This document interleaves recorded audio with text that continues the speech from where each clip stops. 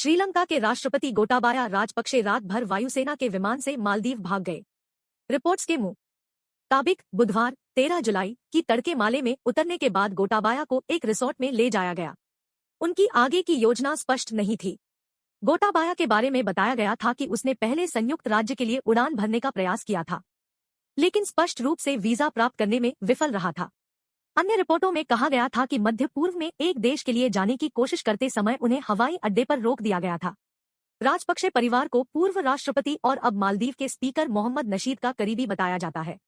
2012 में नशीद के सत्ता से बेदखल होने के बाद उन्होंने उस समय श्रीलंका में शरण मांगी थी जब महिंदा राजपक्षे राष्ट्रपति थे, और 2008 में पहली बार नशीद के सत्ता में आने से पहले उनकी मालदीवियन डेमोक्रेटिक पार्टी MDP के कई सदस्य अक्सर कोलंबो में मिलते थे।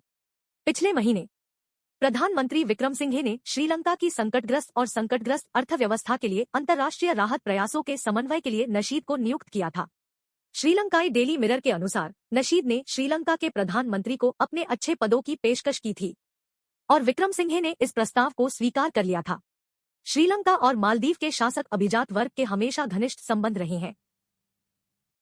मालदीव के पूर्व नेता मौमून अब्दुल गयूम के सत्ता पर अपनी 3 दशक लंबी पकड़ के दौरान श्रीलंकाई नेताओं के साथ भी घनिष्ठ संबंध थे, और साथ ही श्रीलंका ने कभी भी गयूम विरोधी राजनेताओं के लिए अपने दरवाजे बंद नहीं किए।